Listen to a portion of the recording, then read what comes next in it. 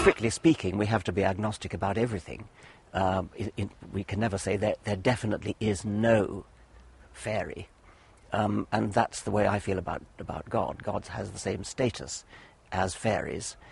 You can't disprove them, but there's an infinite number of things that you can't disprove. I don't think anybody would claim that religion has had its time. It looks as though it may have had its time among educated circles. I mean, if you look at people with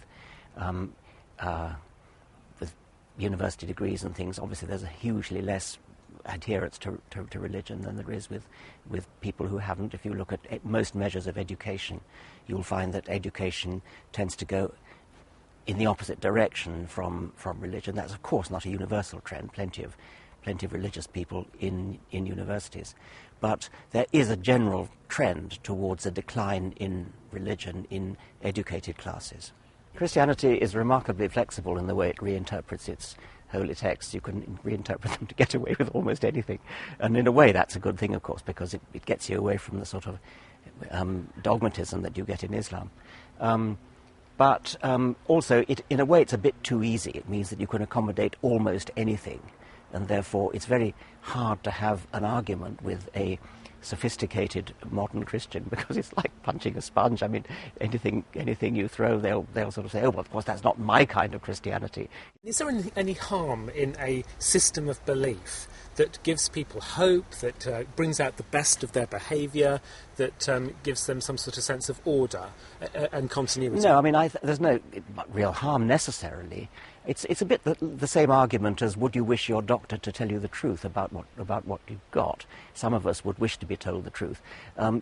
If you like to hide behind an illusion, if you say, well, what these people believe is a falsehood, but nevertheless it gives them hope, it gives them comfort, it makes them happy, so what's the problem? And I can see that, and it's just the same argument as doctors should lie to their patients when they've got terminal cancer. I'm not sure that I would wish that. My literary agent advised me against writing The God Delusion in the late 90s, and then in the mid-noughties, he said, now you should write it. He was thinking of the American context, and I think what happened was George Bush. I mean, I think that in the Clinton era there was no feeling of an oppressive theocracy, whereas under George Bush there actually was. And if we'd had any more of him, or somebody like him, the United States really might have turned into something really rather unpleasant. People have accused people like you of being aggressive secularists, aggressive atheists even.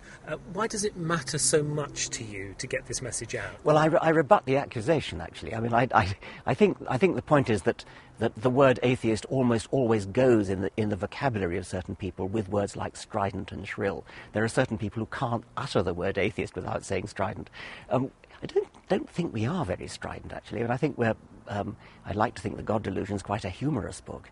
But the moment you criticize religion, it tends to sound strident to people whose ears are tuned in, because they're used to the idea that religion is somehow above criticism. You can't criticize religion, you can criticize lots of other things, but the moment you utter even a whisper of criticism, it sounds strident. But it does matter to you, doesn't it, getting this message out? The truth out? matters to me. I care about the truth. I care about the universe, about life, about the so-called deep questions.